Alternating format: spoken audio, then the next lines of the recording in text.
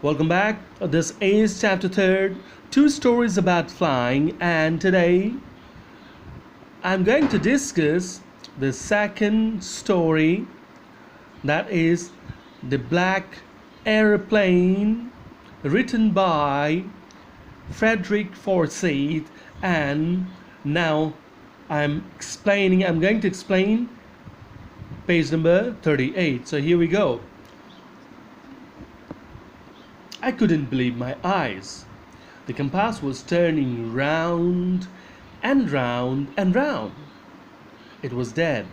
So, as he decided to enter the cloud, take the risk, and enter the cloud, suddenly he noticed that all the instruments on the panel of the cockpit uh, started malfunctioning. First of all, the compass he noticed the compass and the uh, uh, uh, the the hands of the compass were going round and round and round.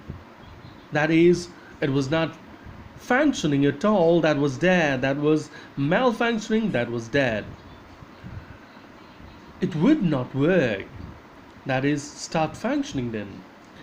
The other instruments were suddenly dead too. I tried the radio. Okay, so after that he checked the other instruments, and those were dead too. That is, even other instruments stopped functioning. I tried the radio, and then he thought of the radio and thought of communicating the thing to the control tower, to the control room. So he tried the radio. Paris control, can you hear me? So he was desperately trying to communicate with the control room there at Paris. So just asking if it was Paris control, and if they people sitting there could hear him. There was no answer. The radio was dead too.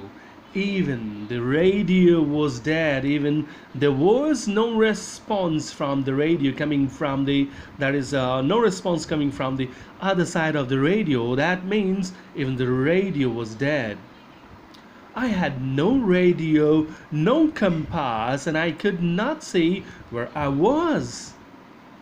I was lost in the storm, so no instrument was functioning, no radio communication there, compass wasn't working, other instruments also stopped functioning. So he was now lost in this storm because he had no idea what exactly was his location, where he was. Then, in the black clouds quite near me, I saw another aeroplane, and then suddenly he noticed one more aeroplane, that is another aeroplane appearing in front of him. That is, just next to him there appeared another aeroplane there in the clouds. I saw another airplane. It had no lights on its wings, but I could see it flying next to me through the storm. And what was strange about this airplane, or that though it was flying just next to him, just beside him only, but strangely there were no lights on the wings of this airplane. The lights are very necessary part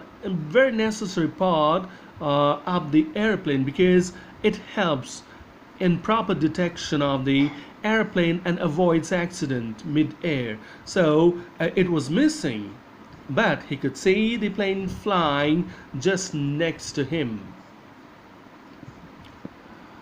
I could see the pilot's face turned towards me, and he now noticed that the pilot's face was turned towards him. He was also looking at the author and his plane.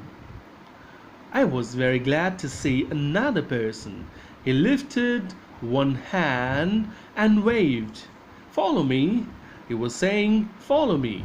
Okay, so what he noticed next that he was waving his hand and was beckoning to him, was giving him some advice, some instructions.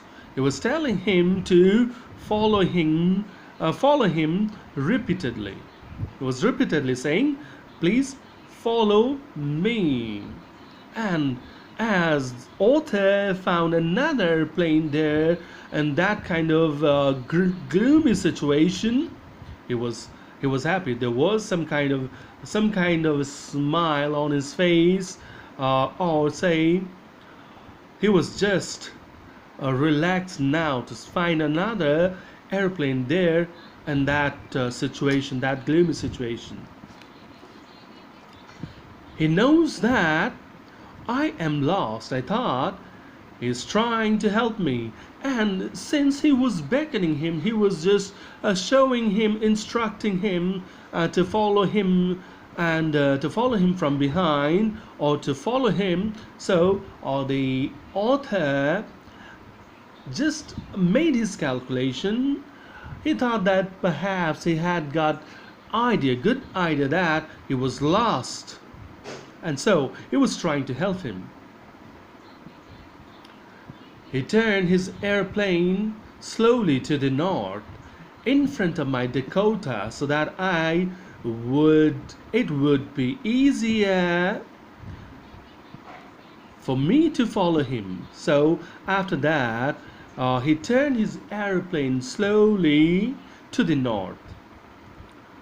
Otto was following him from behind, and as he was leading him, guiding him through that storm, so he just now took a slow turn towards left, or say towards north, and so it would be easier for him to follow. That is, and it made him very easier to follow him as he was leading him from the front.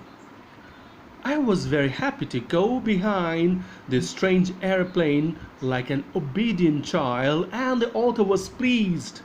He was happy to follow him from behind, the other plane taking the lead. He was following him from behind. He was happy, he was contented, and he was following him just like an obedient child follows an elder in a difficult situation. After half an hour, the strange black airplane was still there in front of me in the clouds. And after half an hour's journey through the black clouds, the airplane was still flying in front of him. Now, there was only enough fuel in the old Dakota's last tank to fly for 5 or 10 minutes more. Now, what he realized, what he noticed, he looked at the console, the flight console, and there he found that there was only 5 to 10 minutes of fuel left in his second tank. So he got now nervous, he got worried now, he got tensed. I was starting to feel frightened again. He got nervous now, he got frightened again. But then it started to go down, and I followed through the storm, and then suddenly, as he thought that, as he was getting worried about the situation, because only 5 to 10 minutes fuel was left, so he found that the airplane flying in front of him suddenly started to go down, and he followed him through the storm.